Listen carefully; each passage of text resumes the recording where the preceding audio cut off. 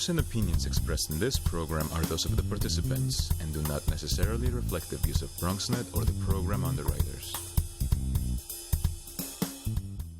Hello, everyone. I'm your host, Eileen Newman, and thank you for tuning in to Mission Bronx, BronxNet's new media program in partnership with Hostos Community College and the Center for Bronx Nonprofits. This show is geared towards making you, our viewers, and anyone interested in or working for a nonprofit think about them in a new light, while also helping you gain access to important services and opportunities along the way. Our mission is to introduce you to the world of nonprofits in the Bronx.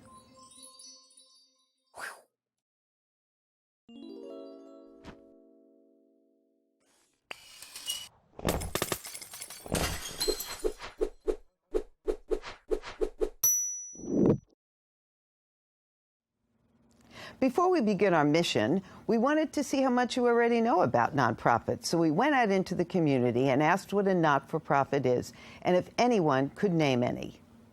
I think it's an organization that gives you money and you don't receive any benefits back from it. A non-profit organization basically means an organization that doesn't make money for itself, but for all they do is solicit for funds for their cause. For example, Red Cross is a non-profit organization. Well, they're not-for-profit, so they may even make money and they may be able to disperse that money within, but in the end, once they've paid everything and paid for the nonprofit activities, there should be nothing left. So everything after paying payroll should go to whatever their cause is. Great. I do know what a non-for-profit is. It is a corporation or an agency or any kind of business that does not make money for themselves. They provide a service and they are like it is non-for-profit. They don't collect a profit, but they do make money, but just enough money to pay for their own goods and services. To my understanding, a non-profit is organizations that do community work mostly, and they have like a tax break from the government or get money from the government and people. Donations. I guess a non-for-profit is when a company does something and they don't get any money for it. A lot of churches are not-for-profits. I know our church is a not-for-profit. My husband, actually, we had to look at this, is just starting to work for a lot of hospitals are not-for-profits.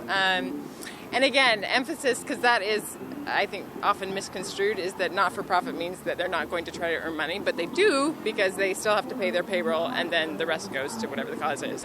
There's a lot of them out there. I know Planned Parenthood is a non-for-profit, kind of a weird one, but I know that is, and I know Spence Chapin I believe is a non-for-profit. Also, that's an adoption agency. My parents do stuff with them. There's a lot. There's so many non-for-profits. Well, that was great to see how many people in the Bronx know what a nonprofit is. One of the things that I've noticed, though, is that everyone mentioned big nonprofits. There are 2,500 counting and growing nonprofits right here in the Bronx. So today, to get a deeper insight into the world of nonprofits, we're joined in the studio by Tanisha Hendricks from Princess for a Lifetime and Cindy Menzer from Lift New York City. And they both work in very different kinds of nonprofits, different sizes, from Montefiore or Planned Parenthood, or some of the ones that have been mentioned here. So I wanted to begin, Tanisha, with you and to have you talk about what made you, because you're a founder. Yeah. So what made you start a nonprofit? What was the impetus? A life-changing experience. My daughter at the age of 4 had cancer, and we went through 3 years of treatment within Montefiore Hospital. And with her having treatment, I dressed her up as whatever she wanted to be every day. And through that experience, we used to see this cart come around the hospital, and we wanted to know how were they doing things and how were they making children happy. And we asked them. It was the Pinwheel Project.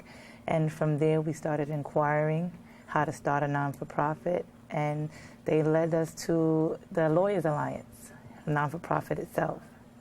So what made you go from thinking, here I'm doing this, I want to do something to make kids happy in hospitals, to saying, I want to get involved in all of this paperwork and really creating an organization. Have you ever done anything like that before? No, never.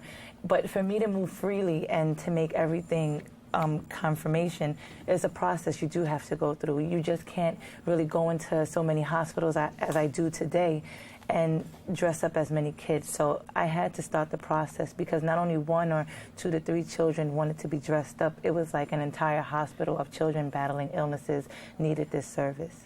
And tell us a little bit about the dress-up part. The dress-up is like an on-call. Children that are battling their illnesses or had a transplant are in the hospital during the asthma treatment and they're in there more than 2 weeks. They call them Princess for a Lifetime. It's mostly a surprise. So when we're going in there, we're uplifting their spirits. They could be in bed a week. They could be in bed all day. So when we go in there, they're getting out of bed. They're getting dressed. They're Spider-Man. They're a little bunny. So it's just the gift of make-believe for them just to forget about everything they're going through that day. That's great.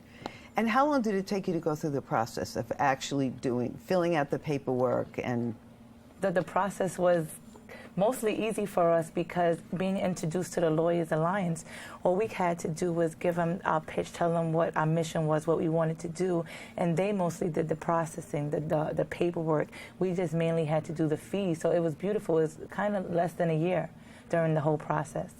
Well, I have to give a little plug for Lawyers Alliance. One of the things that we're hoping happens on this show is that people take notes, because Lawyers Alliance is an organization people should know about.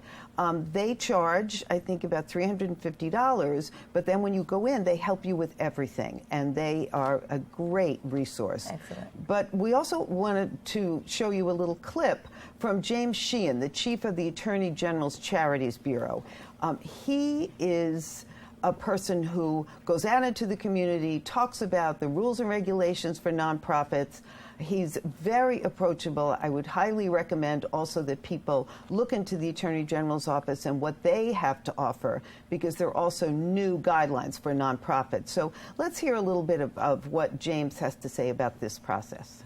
Not-for-profit is a New York phrase. Charity is the term that most people are familiar with, and what it means is that you're undertaking to do something for other people. That can be arts, it can be social services, it can be theater or music, but the idea is that you're getting together to do something good for others. There's the paper stuff, right, which is you have to have somebody who's very good at organizing documents, and because you have to go to the IRS to get a not-for-profit determination, right, a tax exemption, and you have to write a check for $400 to do that. And then when you get your tax exemption, you have to make sure you have it, because the next 3 places you have to go need to see that tax exemption. The second thing that you need to do is you're going to go to the New York State Department of State and make sure you're incorporated and you have a proper name. And then you're going to come to us and say, I have a proper name, I have a corporation, I paid my $400, the IRS has said I'm a tax exempt, now will you please register me? And what we do is we've developed a series of guidance documents, booklets that say, first you do this, then you do this, then you do this. And the biggest one is the document called Procedures for Forming and Changing New York Not-for-Profit Corporation, which is very exciting. But it's on our website, and it's a step-by-step of the things that you have to do. And then we have a second book called Right from the Start, which tells you when you start a nonprofit, you have to have 3 directors, and what we expect from them and what you should expect from them, and some of the other process things that you have to do to fit into the not-for-profit sector. It's very important to be a corporation, right? And people say, why? Well, if you're an unincorporated charity, everybody in that charity, everybody's a member, is liable for any bad thing that happens by the charity. So if somebody has a car accident, everybody in the unincorporated association is liable. So you want to have the corporation to protect the directors and protect the people doing the work and protect the volunteers, right? So that's a very important part of it. The second is you need your IRS approval. And the nice thing about that is in the last year they've invented something called the 1023-EZ, which is a very short form and easy to fill out and easy to submit. And the IRS is committed to trying to get those out on an average of 30 days, right? So There's some pushback on that, so it's important if you're thinking about starting a not-for-profit, get your incorporation, then get your 1023-EZ in. And the third is, who's going to support you? You need 3 directors, but who else in the community? What are you going to say are your purposes? And you have a group that is prepared to support those purposes and buy into them. The other thing I'd suggest is that very often elected officials at the local level can be very helpful in getting people through this process. So your local city council person, your local assembly person can make a big difference, and often they can put you in touch with both resources and with people that can help you go forward. Sometimes they can even get you grants. And Cindy, you are not a founder. I'm not. But you are basically a founder in New York because you are an ED here in New York City. So can you tell us a little bit about LIFT? Sure. So LIFT is working to support families, particularly with young kids during the critical first years, to ensure that kids have a good start in life. And so we help families find stability by helping them find jobs, housing, access quality education for themselves and for their kids. Great. And you're moving. We moved last week, actually. So we moved our offices from the Fordham neighborhood down to close to the hub. And Tanisha, you're around there. Tanisha, you're around there too, right? Yes, I had the pleasure of attending an ED breakfast, and during that ED breakfast, I met the CEO of Sobro. So my office is located in the Sobro office in the hub as well. So you're actually very close to each other and neighbors. So, and I think that also speaks to the way nonprofits work together and try to help each other. I think just the idea of being able to find space, and which is a huge issue for a lot of nonprofits, being able to find a place that they can be. So, but Cindy, you weren't the founder. So what brought you to LIFT, and have you always worked in nonprofit? I have always worked in nonprofit since college. And I came to LIFT a couple years ago. I had been working with another nonprofit called CFY, which is an education technology organization that also focused on families. And I loved LIFT's holistic approach to supporting families. One of the things that was sometimes a challenge with my old organization was that if a family didn't have a place to live, or if they didn't have food to eat, it was sometimes hard for them to focus on things like education for their kids. And so being able to provide holistic support has been really exciting to me. And do each of you see yourselves in nonprofits, that is the future, even if it's not in this? What's the appeal of that? Of nonprofit versus for-profit? I mean, I feel like that's hard to answer because I've never worked in for-profit. Right, but there's a choice that when you make a choice about what. Yeah, I mean, I love being able to, I mean, if I'm going to spend 40 or more hours a week away from my family, I love that it's doing something that I know is doing good in the community. Yes, well. That's great. And Tanisha, what do you see for the future of Princess for a Lifetime? What's your vision of where you want it to be?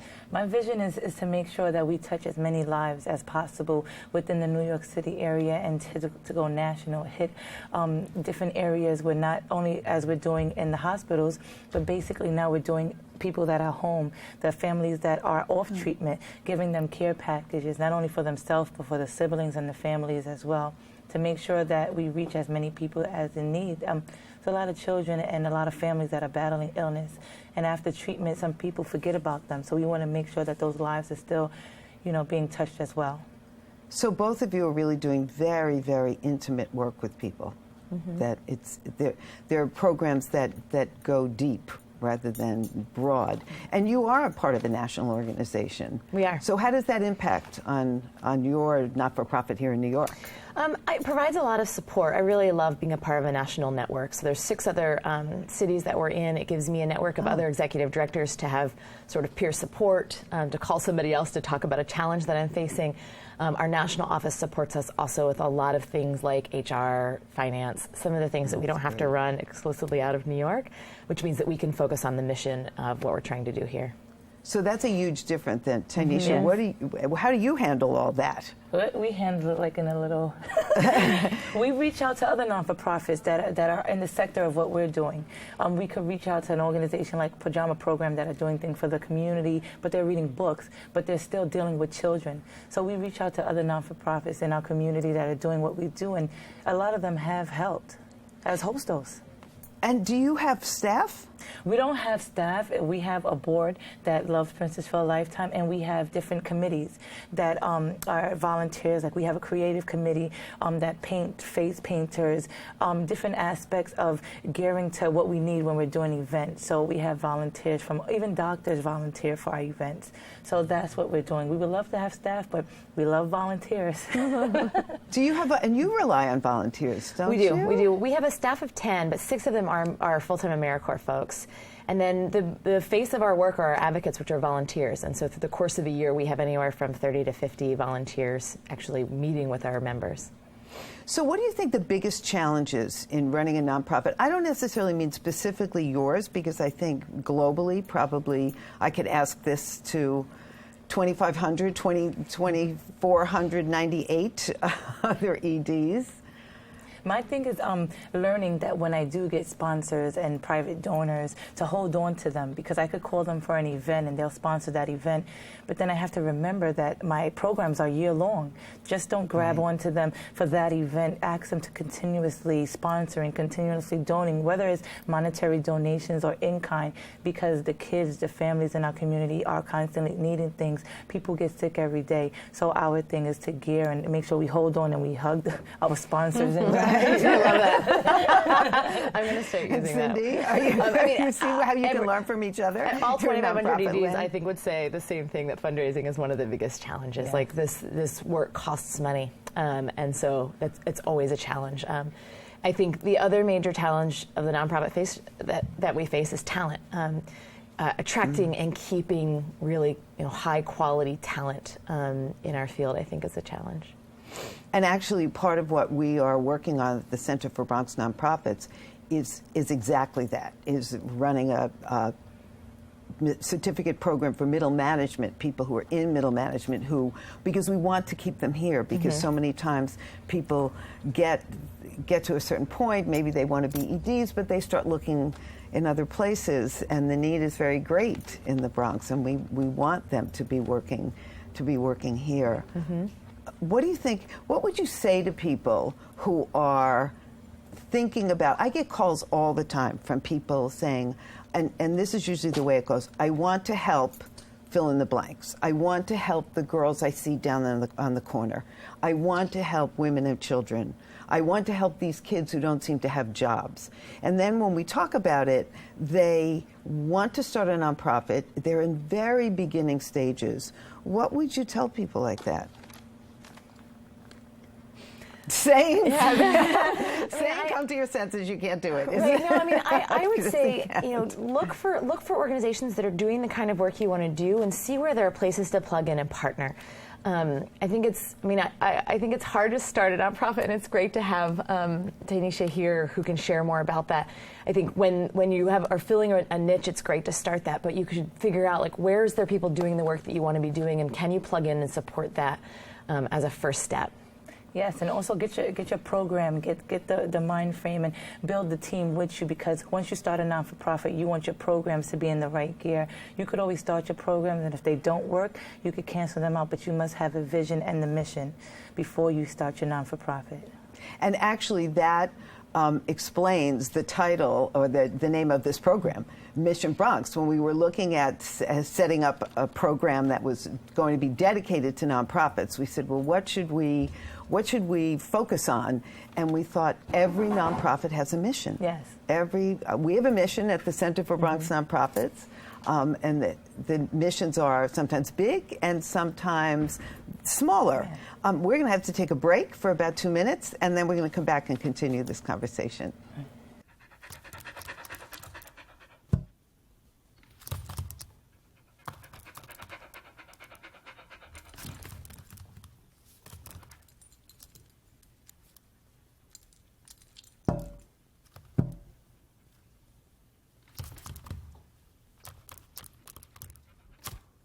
There's a shelter pet who wants to meet you.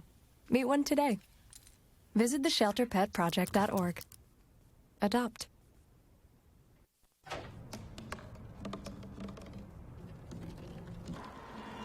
Everybody has a dream.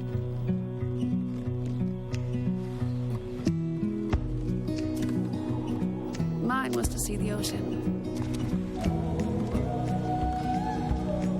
And with a little help, I made it.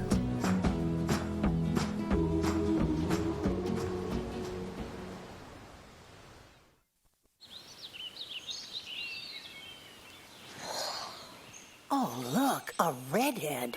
Staring contest.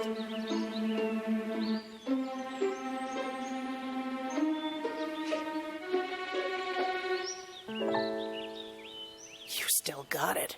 I know. Come alive with the forest. The dad was cute. They were looking right at us. Visit discovertheforest.org to find a forest near you. We're back. Thank you, and thank you both. So something that's come to my attention, and I see that Lyft is involved with it, but I actually, we were talking about this on the break, that this is Tanisha's goal to do something like this. Probably some of you have seen, I think it's even in the Duane Reads, there's a thing for Red Nose Day.